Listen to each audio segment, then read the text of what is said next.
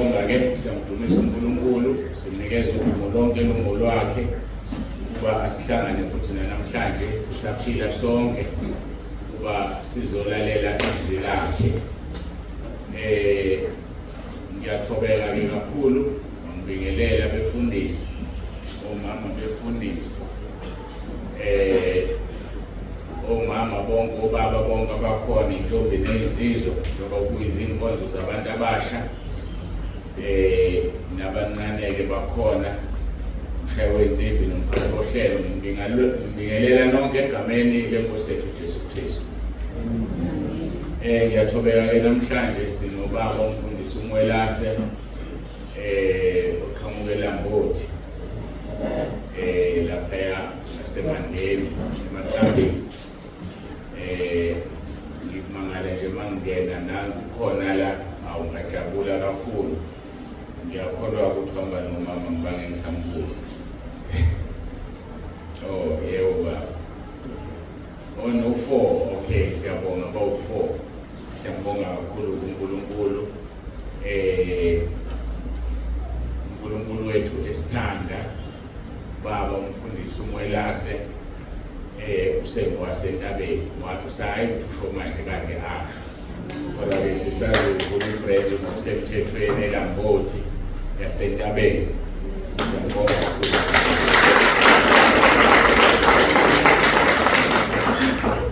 Ngiyakholwa ukuthi uma ngiqeda uyolithola ithuba lokuthi abingelele. Angazi uma khona nabanye abefundisi abavakashile abakhona.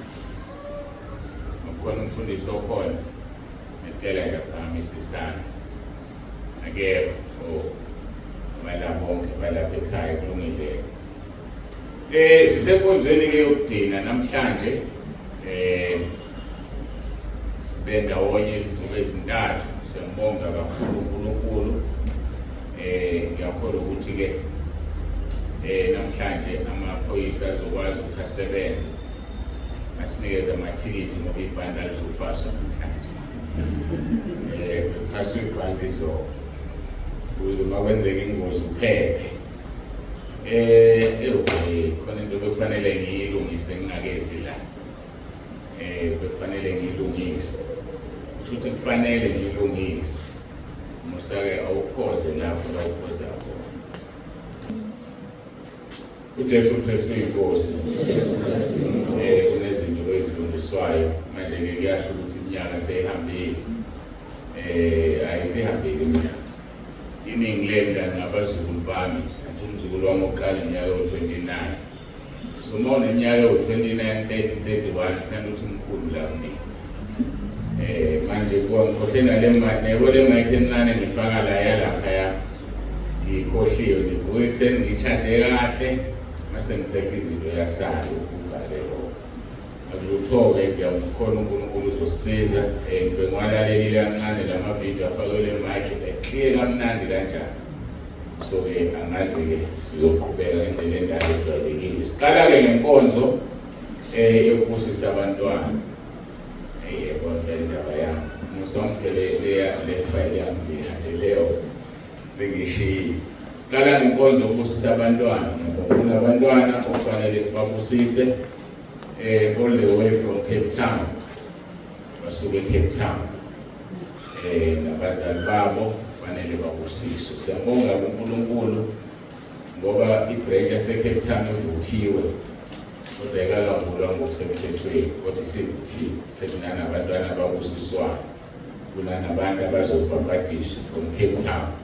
Mase kufike lezo nkonzo noma bookings abo. So uNkulunkulu-ke siyambonga, uyasebenza ngendlela emangalisayo. Yasemthatha nje engakayiboni kahle ukuthi yenze njani. Ngiyathemba-ke bazongizwa ngoba ngiyasho la ku-WhatsApp naku-YouTube. Hayi phela iqiniso ufuna silikhuluma, ngakaboni kahle kwenzakalani. Kodwa-ke eCape Town kuyabonakala eKapalutu, naseGoli kuyabonakala. Niyasubscribe nje enkonzweni zikababutshana. Yini eniyibonile ehlukile? Abanye abayibonanga, baningi abathe basubscribe kodwa abayibuki inkonzo. angithi bakhonzela esikoleni eklasini.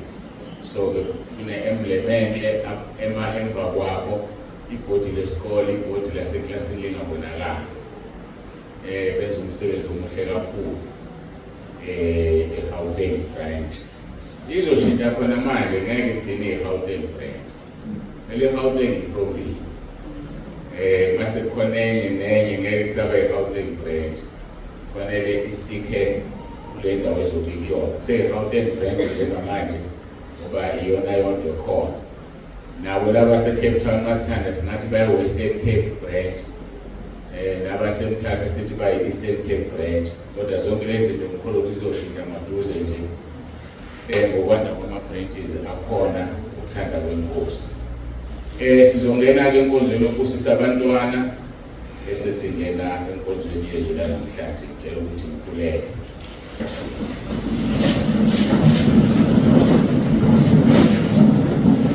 Babongcwele, babolungileyo, uNkulunkulu wethu onesihawu, egameni lenkosi yethu uJesu Kristu ophilayo, siyazithoba manje kuseni sibonga ukuthi ukhona phakathi kwethu, sibonga uthando lwakho sithande ngalo.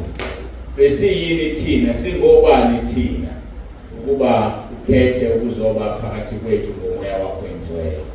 Sisize Nkosi singadlali ngalomusa, singadlali ngaleli thuba, singazisoli ekugcineni. Sihole moya ngcwele, siholele kulo lonke iqiniso, usitshele lokho okukhulunywayo ekhaya, usikhumbuze lokho inkosi Jesu yakukhulumayo, usifundise izwi lakho. Ngiyacela Nkosi ukunikela kwena lezi inkonzo singena kuzo ezimbili. Yokuqala ukubusiswa kwabantwana. Ngiyacela Nkosi babusiswe wena ngesandla sakho, lokho engikwenzayo kungenziwa yimina, kwenziwa wena. Khuluma-ke Nkosi nakuyo le nkonzo. Ezolandela sinikela kuwena. Siyacela ngoJesu Kristu Nkosi yethu ephilayo. Ngoba sinayo enye inkosi ephilayo njengawe, owanqoba ithuna, wanqoba ukufa, wavuka ngosuku lwesithathu, wavuka uphethe ihluthulelo zokufa neze-high days, wavuka ungokuqala nowokugcina, uyizibulo labafileyo. Siyabonga Nkosi, siyakudumisa uJesu Kristu inkosi.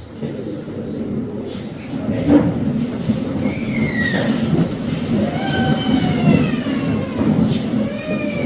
Ingane-ke Nkosi yami ezithulile, angazi-ke nomilezi ezokubusiswa la ezikhalayo. Sokula kuMarko chapter 10, izwi esibusisa ngalo abantwana. Siqala kufunda kuverse 13. Khona baletha kuye abantwanyana ukuba abaphathi, kepha abafundi babaphuza. Kodwa uJesu ekubona wathi ukuthela, wathi kubona, vumelana abantwana beze kimi, ningabanqabeli ukuba umbuso kaNkulunkulu ungowabanjalo. Ngiqinisile ngithi kimi, lona loyo ongamukeli umbuso kaNkulunkulu njengomntwana asoze angena kuwo. Waba khona, wababusisa, ebeka izandla phezu kwabo. uNkulunkulu makabusise kumbe kwezwi lakhe. Isihloko-ke sale ndaba esifundayo ithi ukubusiswa kwabantwana. Uma uqala ekuqaleni ufunda laphana ku-chapter 10 wehla nalo, uyathola ukuthi kunabantu abaya kuJesu. uJesu wayekhuluma kubo ebachazela ukuthi uMose wavuma kuba kulotshwe incwadi esahlukaniso umuntu alahlwe. Wathi Jesu ngenxa yobukhulu bey'nhliziyo zabo uMose wabavumela, kodwa uNkulunkulu wayekhulumile wathi abantu ababili lokhu akuhlanganisile uNkulunkulu bangahlukaniswa. Uma-ke sebesendlini abafundi bambuza ngalento abeyikhuluma. Uthi uma ixoxa eqhubeka uJesu uzokhuluma amagama anzima kuverse 10. Uthi lona loyo lahle umkakhe aganwe ngomunye uyaphinga kuye, naye uma elahle indoda yakhe agane enye uyaphinga. Lawa mazwi enza abazali ababekhona basebeletha abantwana kwabusiswa. Ngoba ezinye izathu zokuthi abazali bahlukane ke kube izingane, abantu abasha, ngendlela abaziphatha ngayo, baxabana abazali bexatshaniswa wena begcine behlukana. Sibonile-ke kaningi kuyenzeka kusisiwe umuntu iziqalekiso noma izikhubekiso ezingezi ngaye, umuntu ongahlukanisa abazali. Uma kuwukuthi uhlezi la endlini abazali bakho bahlukane, wena isizathu bengakululeka ukuthi kufanele uhambe uxolisa kubona, bese uthatha umkhosi uNkulunkulu ukuthi baxolelane, ngoba ngeke wena njengengane ubenze baxolelane babuyelane ukunecala phambili kaNkulunkulu okuhlanganiswa uNkulunkulu mangahlukaniswa. Kuyenzeka-ke bahlukana abazali behlukaniswa izingane, kanti lezi ingane zenza izinto ezifakwa abazali kuzona. Ngiyikhulumeke leyo ukuthi uma ukhulelwe uphuza isihlambezo unikela ingane yakho kuSathane. Uma ukhulelwe usebenzisa imithi uphuza utshwala unikela ingane yakho kuSathane. Uma ukhulelwe uziphethe budedengu ungenasimilo unikela ingane yakho kuSathane ukuthi ikhule yenze lento yenzayo ukuhamba futhi imbiza. Sesidideke-ke simangale sibone iy'ngane zenza izinto esingafuni zizenze, kanti thina esifake lowo moya enganeni. Uthi-ke lo mfundisi engihlale ngimcaphune ngoba iningi into engayifunda kuye wayeyidembe worship. Uthi kwathi emncane no-5 years yafika idimoni noma wafika uSathane wakhuluma kuye wamtshela ufuna ukumsebenzisa engenangqondo ephelele, wavuma engazi ukuthi kade ngade kuyilalela ngabe ngiyakutshela ukuthi iziphi izinto azikhulumayo. Uthi-ke wamsebenzisa uSathane, wakhula ehlala nogogo engasalaleli engezwa. Kwafika isikhathi la iphuma khona emzimbeni awusebenzela uSathane. Phuma emzimbeni esebenzela uSathane, ugogo ahlale la ecabanga ukuthi uhlezi naye kanti akekho. Ngoba phela umzimba womuntu kufanele uoccupywe, awukwazi ukuthi kungabi nomoya ophakathi kuwona. Uthi-ke wayethi mayiphumile ukuyidimoni lizohlala kuyena emzimbeni, uhambile wenza izinto. Uthi ngelinye ilanga bekuthi makushaya isikhathi sokuthi abuye emzimbeni wakhe awufithi umzimba uphethe imali angayazi ukuthi le mali yokwenzani. Ajike aphindele emuva ngoba kukhulunyiswana naleli dimoni ehlezi kulo mzimba. Afika ugogo athi, siphi isinto bengithume sona? Angibe ngikuthumile wena esitolo. Uthi akazi yena, sefuna aqamba amanga ukuthi amshaye ugogo, amshaye. Akakwazi ukumtshela athi gogo nginenkinga nansi into eyenzakalayo. Leyo nto isinika amandla ukuthi sicabange, sazi ukuthi ngesinye isikhathi iy'ngane azilaleli nje kanti iyasebenza isemkhathini ingane ayikho. Lokuyibambakula ngenduku wena ayazi ukuthi ishayelana kade ingekho, usho lokho okushilo. Uthe imphatha kabi leyo nto ngoba akakwazi ukusho kugogo, kodwa ugogo bengathumanga yena, ubethuma idimoni ebelisemzimbeni wakhe. Uma bephambana-ke ukhuluma yalisho idimoni ukuthi ayiqale esitolo othenga ukuthi ivele liphuma angene yena. Abesebona ephethe imali esandleni akayazi okwenzani, kunokuthi awuthenga into angayazi avele ajika abuyele emva kogogo. Impilo ebuhlungu leyo edalwa abazali ngokudla ihlambezo. Impilo ebuhlungu leyo edalwa abazali ngokuhambisa iy'ngane ziyodatshwa, ziyofakwa imithi ngokunikela ingane yakho kuSathane. Ngenzeka-ke nawe umuntu omusha la unomfowenu ohluphayo nosisi wakho ohluphayo oyiphethe ngendlela enga-understandeki ucabanga ngathi uyagula ekhanda. Akagula ekhanda, ukuthi akekho ngaleso sikhathi enza izinto ezifana. Phumile uyasebenza emkhathini, akakwazi ukumtshela ukunenkinga yokuthi uyashaywa futhi emkhathini. Emkhathini-ke mayishaya umuntu kushaya umphefumulo wakhe ngoba iwona usuke usebenza. Yafika enye ingane la esuka la esikoleni ngaphesheya yayazi ngelonda Mumbisi Mkhonto namazi umprofetikazi uMkhonto nami ehlezi ngapha unumber 3 mosuka ngapha ePassage ufundisa kulesi sikole useyangixoxela ukuthi awuzingane ziyakhuluma ukuthi khona ingane ebifikile ivakashile la ebandleni ngesonto thizeni ithi ngeke iphinde ize la ishayiwe emkhathini yayithunyiwe ukuthi izowisa ubaba uNzimana yahlala la enkonzweni yasha yaze yaphuma yahamba yashaywa-ke ishayela ukuthi imishini ebiyithunyiwe ayiyenzanga. So bezigadeni nizeluse abantu abasha ningamsebenzeli uSathane futhi nikwazi ukuba-identify abasebenzela uSathane.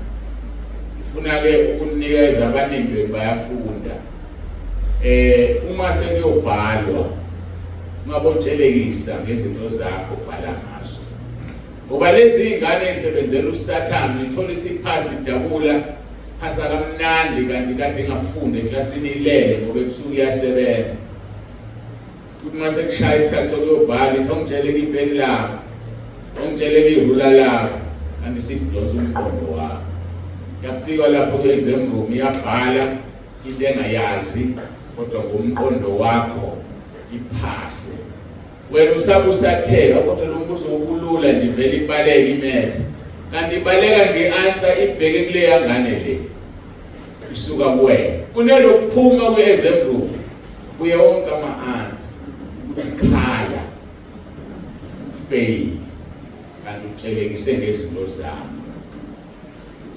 tshelekisa ngazo uma uzazi ukuthi uyilangabi lomlilo athi lithatha irula lakho livele liwe aheize kuvuke idimoni uyithathele irula lakho hambe yobhala kodwa uma ungazethembi ukuthi uyilangabi lomlilo ungamnikezi umntwana izinto zakho okuzofeyila. Into esizayo-ke ukuthi abantwana babusiswe njengoba lishizwe lenkosi kodwa indaba the onus is on the parents ukuthi babone ukuthi lo mntwana lo njengoba ebusisile abakususi obekwe inkosi kubona njengoba ngithandazile mangibeka izandla kubona ngibathatha ngibagona bagona mayimina it's just a symbol engenza ngoba senyameni bagona inkosi uJesu uqolwayo.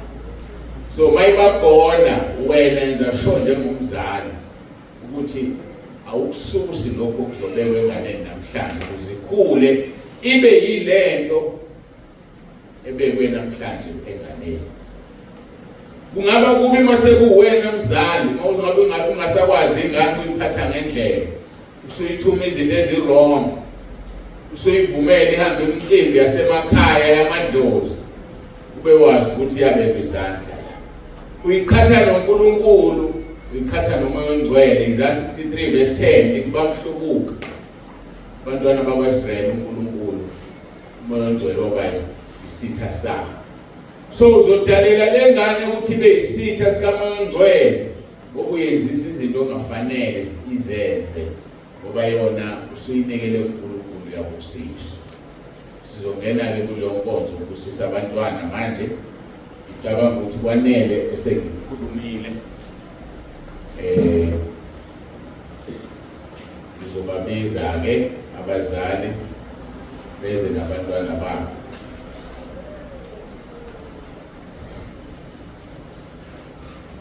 Khona ukhalalelo noma uhalalelo ncwenyana.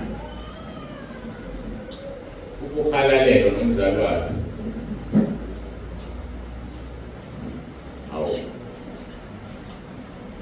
yes, hlezi le mu singiyamangala ukuthi akekho akafika woza bantu hamba nawo noNcedo imake lapho kuStephen lapho kuwana noNcedo ayilungile ngicela-ke inkosi nathi Joyi eze nobaba wakho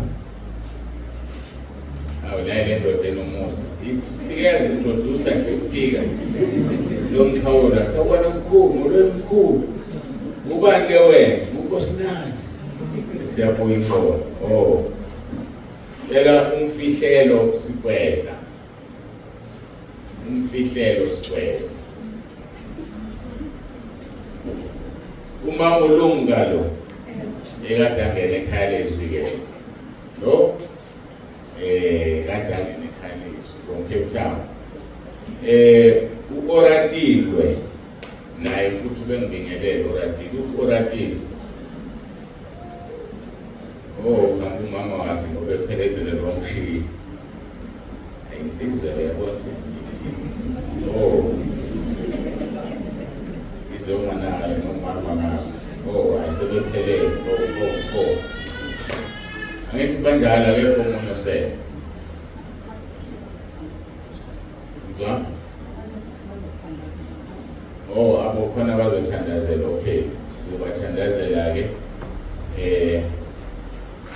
Ngicela-ke siqale ngalo omncane kodwa uzokhumbuzwa ngozoba omkhulu. Good-ke. Sithandazela ngimnikela kuwena, ngiyacela ukuthi ubusise umbiyele. Qalekisa yonke imimoya amadimoni amatebelo eshimazi phezu kwakhe, makagezwe ngegazi lakho. Mgcwalise Nkosi ngamandla sezulwini, amandla kaMoya oNgcwele.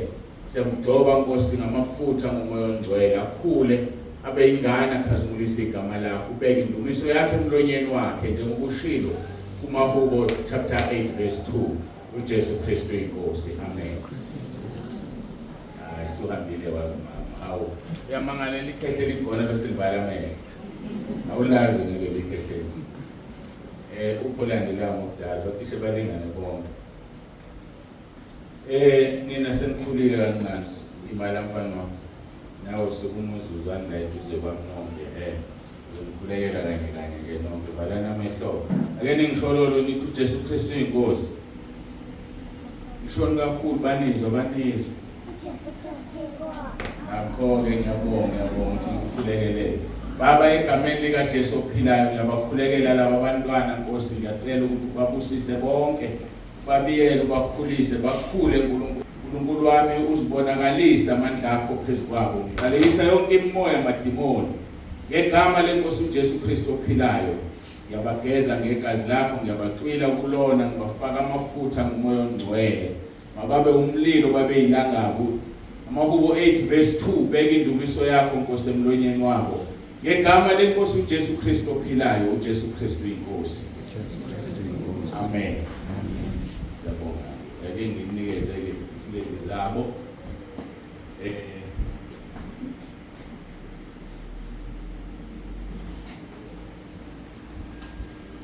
Uhalalelo ilomncane engimgonile. Nkosi nathi imfihlelo ashayeleni izandla Oratilwe. Phela benze laba asebethe ukukhula abafuna ukukhulekelwa, sikhuleke nabo abase